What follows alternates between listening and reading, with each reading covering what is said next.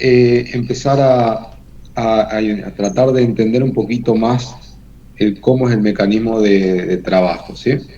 Bien, voy a compartir la pantalla de Faro.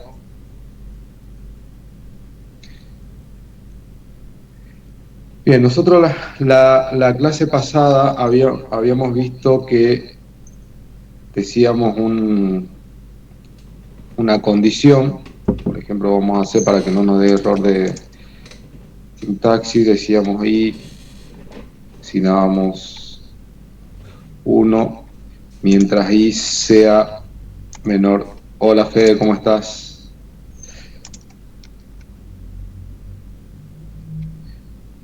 Mientras sea menor que esto, nosotros acá poníamos las acciones, ¿no? Acciones. Acá puede haber una lista de acciones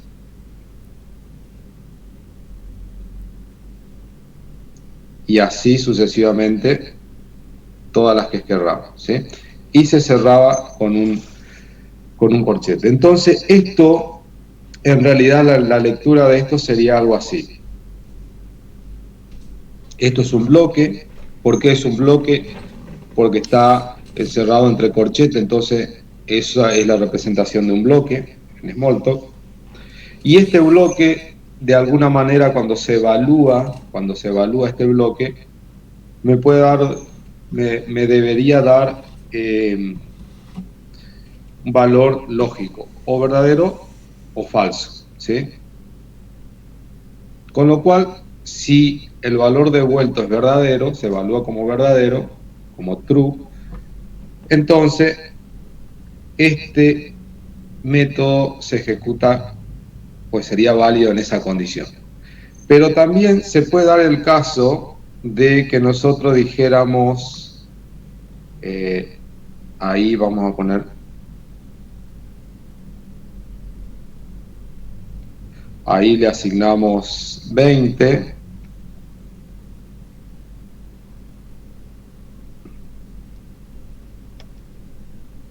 me está dando el punto acá.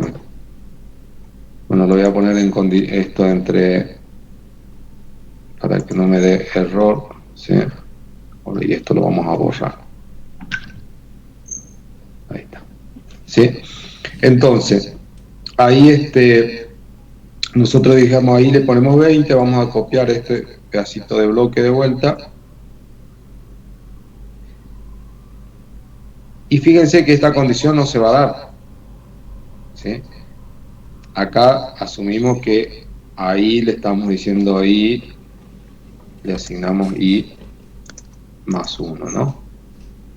Pero acá en este caso, nosotros vamos a decir, si se cumple esta condición, ahí le vamos a asignar i menos 1. Ahora, ustedes pueden ver que acá no se va a cumplir porque arranca de 20, ¿sí? Pero tenemos otro método que, así como dice y true, es y false. Miren lo siguiente. La palabra clave se escribe, que sería el nombre del método, se escribe while true, la T con mayúscula, ¿sí? La T con mayúscula.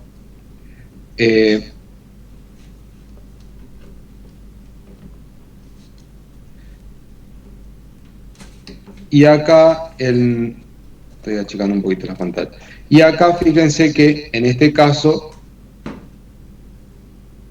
si yo pongo así, en realidad acá lo que me quiero detener es lo siguiente. Porque ahí nosotros decimos, mientras i sea menor que 10, fíjense que no cambiamos la condición. Esto no se cumple, entonces sería algo así como decir, mientras la lectura que haríamos nosotros en términos algorítmicos, decía, mientras i sea mayor o igual a 10, que haga esto. Pero en Smalltalk, esa opción de falso, nosotros tenemos un método que actúa cuando la condición es falsa. O sea, mientras i sea menor, mientras i sea menor que 10, y después decíamos no sea menor que 10, o sea, mientras esto sea falso, que haga esta acción. Entonces, ¿qué pasa? A alguno de ustedes se le puede resultar muy práctico, muy fácil trabajarlo de esta manera. Pero ustedes vieron que hay gente complicada también y le gusta ese tipo de formas, entonces dice, no, a mí me resulta más complicado, me resulta más sencillo de esta manera, ¿sí? O sea, trabajar por falso y no por verdadero como primera entrada, digamos. ¿Sí? Ahora, lo que acá no se puede dar es lo que nosotros hacíamos con el is true, que nosotros teníamos, en el is true nosotros teníamos la posibilidad de poner una condición y tener una salida por verdadero y una salida por falso. Acá se evalúa la condición y solamente se implementa el método. Si yo quiero hacer por white true y por white false, tendría que tener dos condiciones separadas como en este caso. ¿Sí? Bien. Ahora, todo lo que nos enseñaban en el algoritmo es válido acá. O sea, este ciclo, este bucle, tiene que tener una condición de fin, porque si no tiene una condición de fin, va a seguir dando vueltas indefinidamente. Entonces, tengan presente eso. Ahora, otro tema a tener en cuenta, que si nosotros, en vez de poner, o aunque no cambiemos el corchete, nosotros pongamos así, ahí no hay inconveniente porque el paréntesis actúa como un agrupador. Ahora, si yo saco esto y saco esto, cuando yo evalúe, miren, vamos a poner, tengo un mensaje de error, ¿sí? La instancia true no puede ser entendida. ¿Qué sucede? Esta condición tiene que ser corchete. Entonces, esta es condición obligatoria, mandatoria para el caso del true, ¿sí? De white true y white false. No para el caso del if true y del if false, que en ese caso puede ser paréntesis o nada. Pero tengan en cuenta eso, ¿sí? Fíjense, ya que estamos acá, voy a escribir un poquito más abajo. Nosotros la clase pasada habíamos hecho una condición que decía, vamos a seguir con el if para que no me siga dando error, mientras i sea menor que 10, perdón, si i es menor que 10, nosotros decíamos if true, y acá venía el bloque, ¿sí? El bloque de lo que queríamos hacer.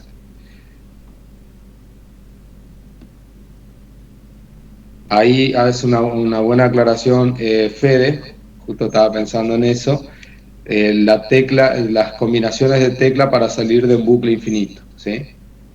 O sea, un bucle infinito no tendría forma de terminar esta estructura repetitiva, entonces la única forma es rompiendo ese bucle, y la forma de romperlo es con la combinación de tecla que envía Fede ahí.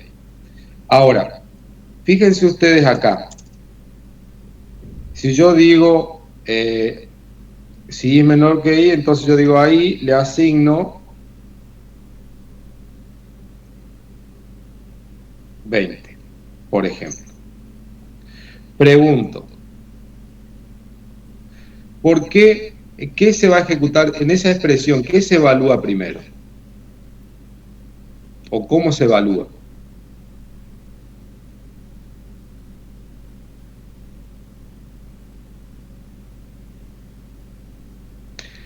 Y me dicen i menor que 10 primero. ¿Por qué? ¿Qué tipo de...? ¿Se acuerdan de los mensajes? ¿Cuál era el orden? ¿Los de preguntaba y luego hacía o hacía y luego preguntaba? ¿Cómo?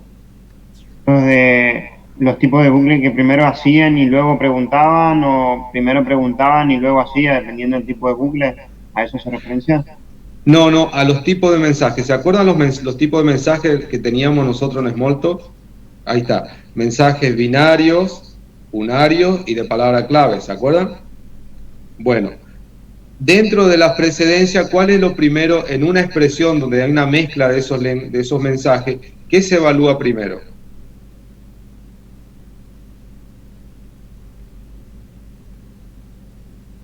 Lo que está entre paréntesis. Bueno, eso sí, esa sería la precedencia. Pero si tenemos mensajes... Los unarios. Los unarios, perfecto. Primero los mensajes unarios. En este caso no hay mensaje unario.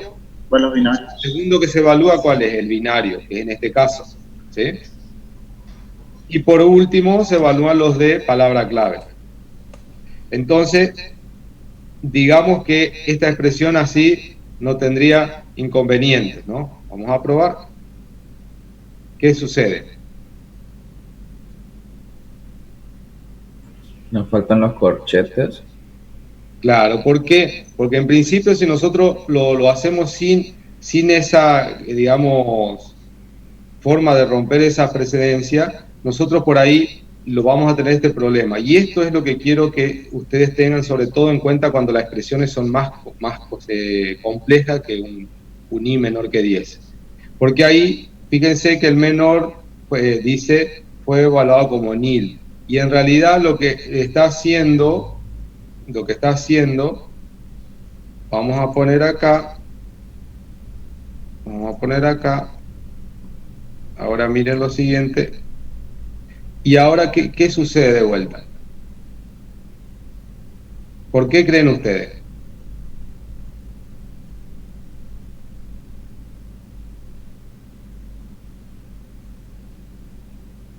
Y es nil.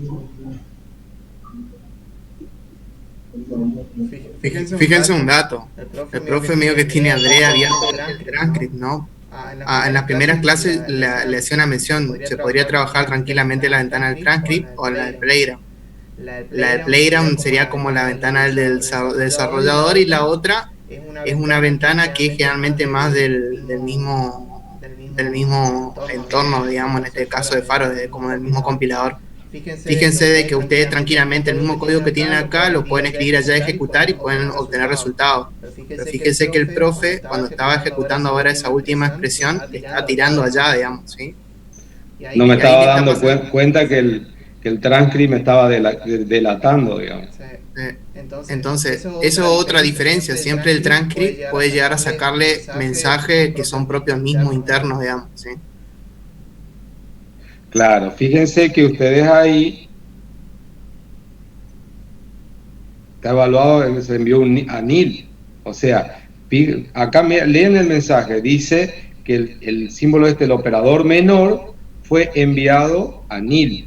O sea, lo que dice es que a este objeto receptor se le está enviando esto. Y este objeto receptor, ¿qué es? Un objeto nil, siempre y cuando yo lo evalúe así, porque no está declarado, no existe, está indefinido ese valor, ¿sí? Si bien está acá declarada, pero no tiene definido un valor. Ahora, si yo lo tomo completo para que me tome los valores que le fui dando, en este caso 20 o el valor que tenga, va a terminar después el bucle, va a terminar con un valor menor, ahí ya no sale ese error, ¿sí?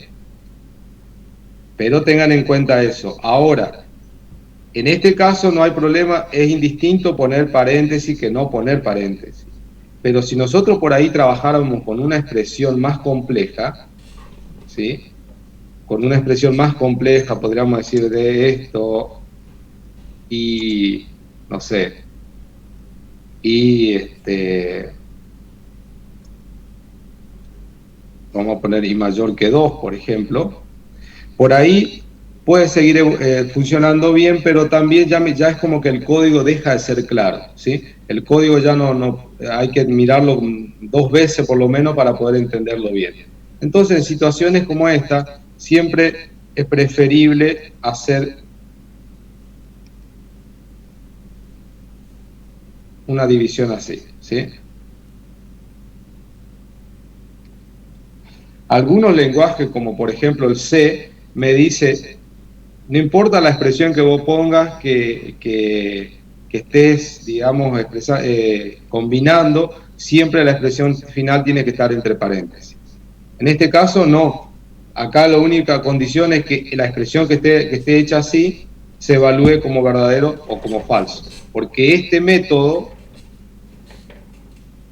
está definida en una clase booleana. Entonces, si esto no es verdadero o falso, no es un objeto de la clase que resulte ser verdadero o falso, esto es como que le estamos impidiendo a alguien que no lo sabe, que no lo entiende, ¿sí? Es como que le estamos diciendo, supongamos que yo tengo un número y le diga al número, pasarlo a mayor, convertirlo a mayor. Y no es muy lógico, digamos, es como esa acción no está definida sobre los números, está definida sobre los strings. O si yo tengo un string y a ese string le digo convertirlo, sacar el factorial de ese string. Supongamos que el string tenga letra y no tenga solamente número. Y tampoco no está muy claro. Entonces, ¿por qué? Porque el factorial no está definido sobre los strings, sino que está definido sobre la clase de los números. Y en este caso, este método está definido sobre lo que son los valores booleanos, verdadero o falso, ¿sí? Entonces, siempre es preferible cuando tengan condiciones separarla entre paréntesis. Lo mismo acá en un mientras. En un mientras yo puedo tener todas las condiciones que quiera, pero siempre al final tiene que estar encerrada entre corchetes. No se puede, digamos, hacer una evaluación si no es un bloque, ¿sí? Bien. Entonces, preguntas hasta acá. Paso rápido, Sí. que es habitual, digamos. Fíjense, porque esto es un error común, digamos, que por ahí dice Fe, pero si yo tengo bien la expresión y resulta que tiene un while true o tiene un while false, y cuando yo miro el objeto receptor que debería ser, está encerrado entre paréntesis. Y ahí es donde digo yo, y le empiezo, no le digo cuál es la solución, sino le empiezo a hacer el análisis de lo que se hizo en clase, ¿sí? Debería remontar a esta clase en la que el profe se sentó a explicarle esto que parece tonto, pero que es un error bastante habitual. Ustedes tienen que memorizarse de que si tienen mensaje while true o while false, ¿sí? El objeto receptor tiene que ser un bloque, y si es un bloque está encerrado entre corchetes, ¿sí? Ahora, si es un if true y false, el objeto receptor tiene que ser alguna instancia de algún condicional booleano, digamos, ¿sí? Que tiene que devolver un true o false, ¿sí? Así que no está bien que, por ejemplo, en cualquiera de los dos arriba que tiene el profe, el while true o el false, en vez le quitamos los corchetes y le ponemos paréntesis, estaría mal, ¿sí? Y lo mismo si al if true, a esa expresión que tiene el profe ahí, le agregamos corchete, estaría mal, porque siempre está esperando, en el último, en el if true o false, siempre está esperando que el objeto receptor, cuando se termine de evaluar, sea un booleano, ¿sí? Y en lo otro tenga que ser un bloque, ¿sí? Eso es lo que tienen que rescatar acá, digamos, en esto que estuvo explicando el profe. Bien, bueno, entonces, ahora, no todos los problemas por ahí son la mejor solución de algún problema es utilizando estructuras, ya volvamos a la parte algorítmica, estructuras de control, como por ejemplo un mientras, ¿sí? Hay algunas estructuras de control que son buenas utilizarlas por un mientras, porque por ahí a veces tenemos que esperar que se cumpla una condición determinada, porque por ahí podemos llegar a hacer salir abruptamente en algún momento, pero, por ejemplo, hay otras estructuras de control que son más simples y están de alguna manera más emparentadas con algunas estructuras de control de datos, como por ejemplo los arreglos, o ¿sí? Cuando nosotros sabemos una longitud determinada a priori y sabemos que tenemos que hacer n pasos, por ejemplo, ¿sí? Ahí se podría llegar a utilizar. Por ejemplo, en el caso mientras nosotros decimos, bueno, pedirle al usuario que ingrese datos y que cuando se cumpla una determinada condición en el ingreso, que termine la lectura de esos datos. Como no sabemos si va a ingresar 1, va a ingresar 2 o va a ingresar 100 datos, entonces una forma de establecer un ciclo para esa lectura es con un mientras, ¿sí? Esa sería, por ejemplo, con un mientras, puede ser también un repetir, en términos algorítmicos, pero por ahí nosotros decimos, bueno, procesar o sumar n elementos, o sumar los n elementos de un arreglo, por ejemplo. Entonces por ahí tenemos otra estructura de control que nos puede llegar a resultar más útil o más práctica, que sería el para, por ejemplo, ¿sí? Nosotros en términos de algoritmo, nosotros sabemos que el para es para un valor, para i que va de 1 a n, de 1 a n, nosotros decíamos, vamos a poner acá, para i que va de 1 a n, nosotros decíamos hacer, y acá venían las instrucciones, ¿no? Voy a tener que compartir otra pantalla si no me tengo. Y acá venía un fin para. ¿Sí? ¿Qué pasaba? Nosotros uno de los problemas que teníamos en algoritmo, o que por ahí al principio no lo entendíamos bien, decir para que ahí que va de 1 a n. Pero ese n no puede ser un valor indefinido, ¿sí? Tiene que ser un valor definido, tiene que, o sea, es un valor constante, digamos, que tiene que terminar en, es un valor que tiene que tener, la variable n tiene que tener un valor, no puede ser un valor indefinido, ¿sí?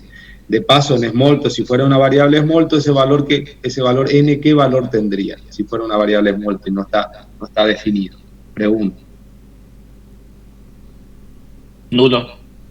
Nulo, sería nil, ¿sí? O sea que si fuera una variable Smalltalk y no le definimos un valor, el valor por defecto es nil, ¿sí? Bien, ahora nosotros esto en Smalltalk lo podemos decir, bueno, una variable, vamos a poner acá, para i, por ejemplo, nosotros en realidad la sintaxis en Smalltalk es a que va de un a b, por ejemplo, y acá va el bloque. Y la particularidad de este bloque es que nosotros acá tenemos un índice que sería como el subíndice i del para, ¿sí? Y acá van las acciones.